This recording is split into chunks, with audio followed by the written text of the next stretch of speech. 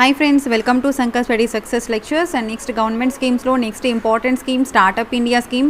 This is a 37 government scheme. Okay, see Startup India scheme anedi is an initiative of the government of India for generation of employment and wealth creation andi. Okay na, దేశ సంపదని పెంచడానికి అదే విధంగా దేశంలోని నిరుద్యోగ సమస్య తీర్చడానికి employment generation చేయడానికి కోసం ఎంప్లాయ్మెంట్ జనరేషన్ తీసుకురావడం కోసం చేసినటువంటి ప్రోగ్రామ్ ఇది. Very very important scheme startup India and standup India, make in India, made in India. ఈ ప్రోగ్రామ్స్, ఈ 4 ప్రోగ్రామ్స్ కూడాను చాలా ఇంపార్టెంట్ స్కీమ్స్ అండి మన గవర్నమెంట్ స్కీమ్స్లోని. Let us discuss in detail.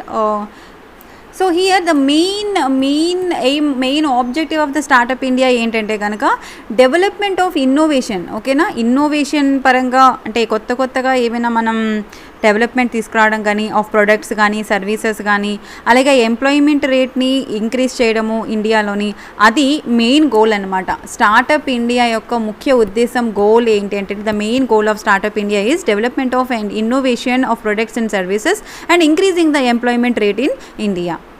So who are eligible for under this startup India? ఎవరు eligibility అంటే కనుక ఎవరైతే ఫర్ ఎగ్జాంపుల్ మీరు ఫర్ ఎగ్జాంపుల్ మీరు ఒక స్టార్టప్ కంపెనీ పెట్టారనుకోండి, మీ కంపెనీ ఓకే టర్న్ ఓవర్ వచ్చేసి 100 crores అనుకోండి. 100 crores, ఇంతకుముందు 25 crores ఉండేది, ఇప్పుడు 100 crores చేశారు. Okay, turn over should be less than 100 crores in any one of the previous financial years and partnership ఫర్మ్తోని రిజిస్టర్ అయి ఉండి లిమిటెడ్ లయబిలిటీ పార్ట్నర్షిప్తోని రిజిస్టర్ అయి ఉంటే కనుక పర్టిక్యులర్ కంపెనీ అనేది స్టార్టప్ కింద మీరు రికగ్నైజేషన్ తీసుకోవచ్చు, ఎలిజిబిలిటీ అనమాట. ఓకే, సో మరి ఓకే మేడం, మరి నేను ఇలా కంపెనీ స్టార్ట్ చేశాను, అది లెస్ దెన్ 100 crores ఉంది. సో నాకు బెనిఫిట్స్ ఏంటి? నేను స్టార్టప్ ఇండియా దీని స్కీమ్లోని నేను ఎన్రోల్ చేసుకుంటే నాకు బెనిఫిట్స్ ఏంటి అంటే కనుక ఫస్ట్ థింగ్ మీకు సెల్ఫ్ సర్టిఫికేషన్ ఇస్తారు. ఓకేనా, ఈజీ ప్రాసెస్. సెల్ఫ్ సర్టిఫికేషన్ ఉంటుంది, ట్యాక్స్ ఎగ్జంప్షన్స్ ఉంటాయి, పేటెంట్ ప్రొటెక్షన్ రైట్స్ ఉంటాయి, అండ్ మనకి మొబైల్ యాప్ ఉంటుంది. మొబైల్ యాప్ ద్వారా ఏంటంటే సింగిల్ విండో క్లియరెన్స్ సర్టిఫికేట్స్ అన్నీ కూడా వచ్చేస్తాయి ఈజీగా. అండ్ నెట్వర్కింగ్ ఆప్షన్స్ ఉంటాయి, గవర్నమెంట్ టెండర్స్ ఉంటాయి, అన్నీ చాలా చాలా చాలా బెనిఫిట్స్ ఉంటాయి మనకి. Okay, so I think almost ఒక 9 బెనిఫిట్స్ దాకా ఉంటాయి. Single window clearance from the mobile app and patent protection, relaxed norms with the public procurement and incubator setup కానీ, నెట్వర్క్ ఆప్షన్స్ కానీ, గవర్నమెంట్ టెండర్స్ కానీ, సెల్ఫ్ సర్టిఫికేషన్, ట్యాక్స్ ఎగ్జంప్షన్, అలా మనకి చాలా benefits అనేవి ఉంటాయి అన్నమాట. ఓకే, ఈ పర్టికులర్ స్కీమ్ని మనకి 2016లో లాంచ్ చేశారు నరేంద్ర మోడీ గారు. January 16, 2016 5 years ఎక్కువ దీన్ని లాంచ్ చేయడం జరిగింది. ఓకే, సో ఇక్కడ మీరు సైలెంట్ ఫీచర్స్లోని ఏంటంటే 3 పిల్లర్స్ని చాలా జాగ్రత్తగా గమనించండి. మనకి స్టార్టప్ ఇండియాలోని 3 పిల్లర్స్ ఉంటాయి. వాట్ ఆర్ ది 3 పిల్లర్స్ అంటే, ఒకటి simplification and hand holding. Okay, I write here. First one simplification and hand holding. Second one funding support ఎలా ఉంటుంది అండ్ ఇన్సెంటివ్స్ ఎలా ఉంటాయి. And third one industry academy and partnership and incubation. Okay, so industry academia partnership గురించి మనకి third pillar అనమాట. So ఈ 3 pillars మీద మనకి స్టార్టప్ ఇండియా యాక్షన్ ప్లాన్ అనేది బేస్ అయి ఉంటుంది. ఓకే, స్టార్టప్ ఇండియా చెప్తున్నాను, స్టాండప్ ఇండియా కాదు. Okay, so you must remember and ఆ డిఫరెన్స్ కూడా మీకు తెలియాలి స్టార్టప్ ఇండియాకి స్టాండప్ ఇండియాకి. Okay, and this particular startup India comes under which ministry? Obviously Ministry of Commerce and Industry under Department of Promotion and Industry, DIP. Simply I write here DIP, Department for Promotion of Industry and Internal Trade. Okay, DIP is the implementing agency. Okay, now see the first one simplification and hand హోల్డింగ్లో ఎలా ఉంటుందంటే simplified certificates అన్నీ కూడా ఈజీగా వస్తాయి. So దీనిలో చూడండి, ఇది సబ్ హెడ్డింగ్, దీనిలో కొన్ని పాయింట్స్, అలాగే ఫండింగ్ సపోర్ట్లో కొన్ని పాయింట్స్ ఇలా ఉన్నాయన్నమాట. సింప్లిఫికేషన్ అండ్ హ్యాండ్ హోల్డింగ్లో ఎలా ఉంటుంది? Simple compliance regime for startups based on self certification. ఓకేనా, సో సింగిల్ విండో సిస్టమ్ ఉంటుంది. మొబైల్ యాప్ ద్వారా you can clear your all certificates and startup India hub to hand hold the startups during the various phases of their development. Okay, there is a startup India hub కూడా మనకి ఉంటుందన్నమాట. Okay, to hold the startups during various phases of their development and legal support and fast tracking patent examination, వాటికి కూడా అంటే వాటి cost కూడా తక్కువగా వాళ్ళకి ఇవ్వడం జరుగుతుంది. అండ్ సమ్ రిలాక్స్డ్ నార్మ్స్ ఉంటాయి ఫర్ పబ్లిక్ ప్రొక్యూర్మెంట్ ఫర్ స్టార్టప్స్కి. అండ్ ఫాస్టర్ ఎగ్జిట్ కూడా ఉంటుంది, అండ్ ఫాస్టర్ ఎంట్రీ ఉంటుంది, ఫాస్టర్ ఎగ్జిట్ కూడా ఉంటుంది స్టార్టప్స్కి. ఓకేనా, that is simplification of hand holding. Okay, and next one funding pattern ఎలా ఉంటుంది అంటే కనుక చూడండి, ఇక్కడ ఫండింగ్లో మనకి ట్యాక్స్ ఇవన్నీ కూడా ఉంటాయి. So fund of funds for startups, FFS చూడండి ఇక్కడ, fund of funds for startups has been set up with a corpus of how much amount, 10,000 crores managed by the SIDBI bank. Okay, so small industrial development bank ఉంది కదా, so వీళ్ళు manage చేయండి 10,000 crores. ఈ 10,000 crores-ని ఎవరికి ఇస్తారు అంటే కనుక ఎవరైతే స్టార్టప్స్ పెట్టాలనుకుంటున్నారో వాళ్ళకి ఫండ్ జనరేట్ చేస్తారు. So fund of funds for startups. Okay, so SIDBI bank ఏంటంటే కనుక ఇక్కడ మనకి స్మాల్ ఇండస్ట్రియల్ డెవలప్మెంట్ బ్యాంక్ అనేది 10,000 crores-తో కార్పస్ అమౌంట్ స్టార్ట్ చేసింది. That was managed by the SIDBI. Okay, so they will provide the funds to the startups. Okay, and next one, government participate in the capital of SEBI registered alternate investment funds. Okay na, maniki alternative investment funds kuda unnai, SIDBI kaakunda we have alternative investment fund. So ila kuda government will participate in the capital of SEBI registered alternative investment fund. Dine daughter funds ani antaru anamata. Okay, who in turn invest in Indian startups through equity and equity linked instrument. ఈ alternative investment funds మళ్ళీ ఎక్కడ investment చేస్తున్నారు, Indian startups మీద investment చేస్తున్నారు అనమాట. ఓకేనా, and next one, credit guarantee fund for startups through SIDBI. So మీకు already చెప్పాను, క్రెడిట్ గ్యారంటీ ఫండ్స్ ఎక్కడి నుంచి వస్తాయి, సిడ్బీ ద్వారా వస్తాయి. ఆల్రెడీ సిడ్బీ 10,000 crores-ని అంటే రిలీజ్ చేసింది. నెక్స్ట్ ట్యాక్స్ ఎగ్జంప్షన్ ఉంటుంది. ట్యాక్స్ ఎగ్జంప్షన్ ఎక్కడెక్కడ, ఆన్ క్యాపిటల్ గెయిన్ మీద, on long term capital gain మీద ఇన్కమ్ ట్యాక్స్ ఎగ్జంప్షన్ ఉంది, అలాగే ఆన్ ఏంజల్ ట్యాక్స్ మీద ఉంది. ఓకే, క్యాపిటల్ గెయిన్ ట్యాక్స్ అంటే ఏంటి, మనకు వచ్చినటువంటి ప్రాఫిట్ మీద అనమాట. ఓకేనా, on capital gain tax arising out of the sale of residential house ఏదైనా మీరు సేల్ చేసినా లేదా ప్లాట్ సేల్ చేసినా. ఓకేనా, if the amount is invested in eligible startup for the purchase of asset, there is a tax exemption. అలాగే on long term capital gain మీద కూడా, if you are invested in the fund notified by the central government, that is maximum investment in the 50 lakhs. మీరు ఒక 50 లక్షల దాకా ఎక్కడైనా investment చేస్తే దాని మీద వచ్చినటువంటి క్యాపిటల్ గెయిన్ మీద మీకు మళ్ళీ ట్యాక్స్ ఎగ్జంప్షన్ ఉంటుంది. అలాగే income tax exemption for any 3 consecutive years out of 7 years since incorporation. So అది వచ్చినటువంటి 7 సంవత్సరాల్లోని మనకి ఎనీ 3 consecutive yearsలో మనకి ఇన్కమ్ ట్యాక్స్ ఎగ్జంప్షన్ ఉంటుంది. అలాగే ఏంజల్ ట్యాక్స్. సో ఇక్కడ మీరు new word angel tax. Angel tax అంటే ఏంటంటే it is a tax on unlisted companies. ఓకేనా, అంటే న్యూ స్టార్టప్స్ మీద వేసినటువంటి ట్యాక్స్ని ఏమంటారు, అన్లిస్టెడ్ కంపెనీస్ కదా, those are not listed companies. Listed companies అయితే మళ్ళీ షేర్ మార్కెట్లోకి వెళ్ళిపోతాయి. ఓకేనా, so unlisted companies are liable to pay on the capital they raise through the issue of the shares.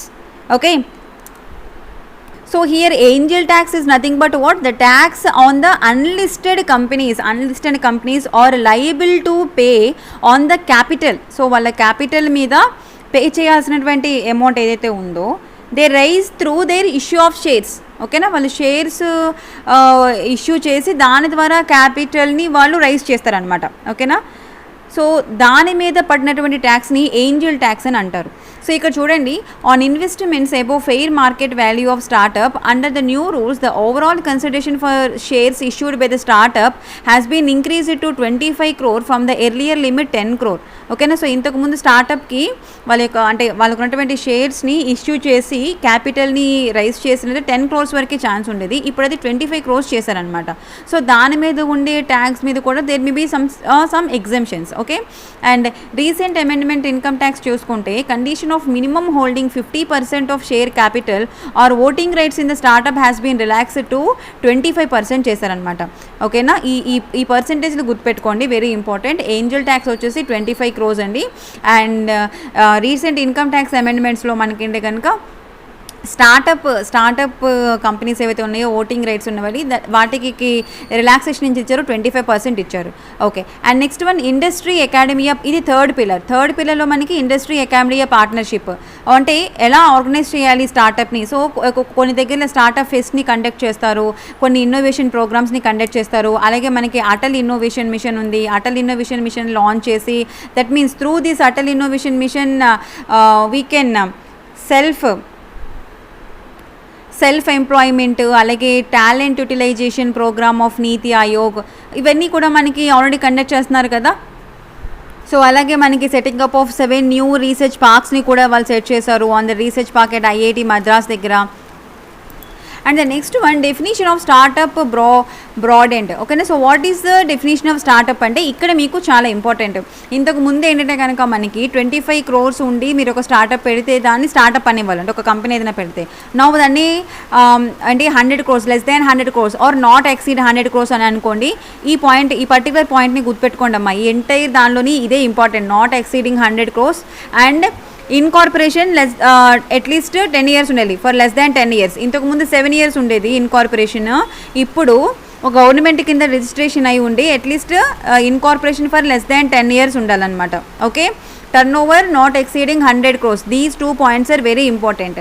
And ఆ పర్టికులర్ కంపెనీ అనేది register అయి ఉండాలి లిమిటెడ్ లయబిలిటీ పార్ట్నర్షిప్లో కానీ లేదా ప్రైవేట్ లిమిటెడ్ కంపెనీలో కానీ.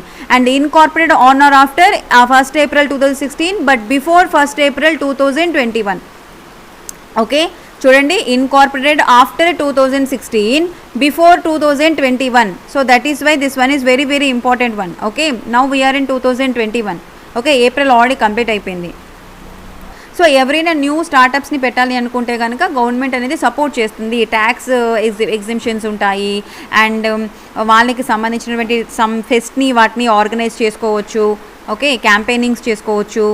ఇలా చాలా బెనిఫిట్స్ అనేవి ఉంటాయి అన్నమాట. సో ఈజీ సర్టిఫికేషన్ కూడా చాలా ఈజీగా వస్తుంది. సో సింగిల్ విండో సిస్టమ్ ఉంటుంది, మొబైల్ యాప్ ద్వారా కూడా వాళ్ళకి కావాల్సిన బెనిఫిట్స్ని తీసుకోగలుగుతారనమాట.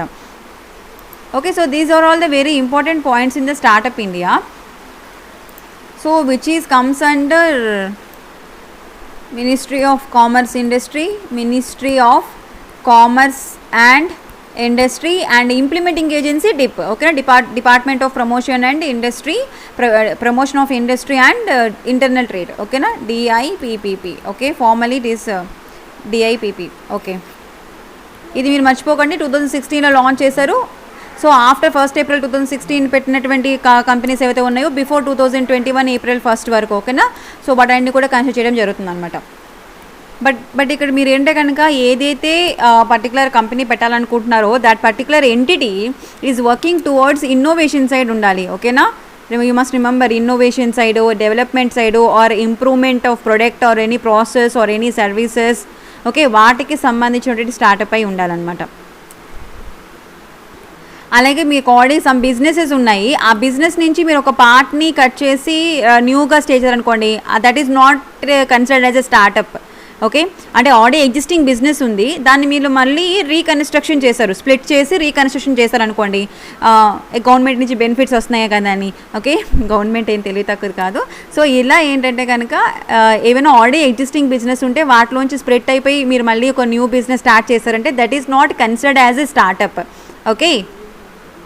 సో ఇక్కడ మీరు ఏదైనా పెట్టాలి అనుకుంటే ఏదైనా ఒక స్టార్టప్ పెట్టాలి అనుకుంటే కనుక మనకి department for promotion of industry and internal ట్రేడ్లోని వాళ్ళ ఒక ఆన్లైన్ అప్లికేషన్ ఫామ్ ఉంటుంది. సో దానిలో మీరు రికగ్నైజేషన్ సర్టిఫికేట్స్ అవి ప్రాసెస్ అంతా కూడా స్టార్ట్ చేసుకోవచ్చు. ఓకే. సో దానిలో కాపీ ఆఫ్ సర్టిఫికేట్స్ అంటే రిజిస్ట్రేషన్ సర్టిఫికేట్ అవన్నీ కూడా మీరు అప్లోడ్ చేయాల్సి ఉంటుంది అనమాట. సో సమ్ క్రైటీరియా అనేది ఉంటుంది. అలాగే 80 IAC సంథింగ్ ట్యాక్స్ ఎగ్జిబిషన్ ఉంటాయి కదా, వాటిని కూడా మీరు సబ్మిట్ చేయాల్సి ఉంటుంది. దానికి కూడా సమ్ ఎలిజిబిలిటీ క్రైటీరియా కూడా ఉంటుంది.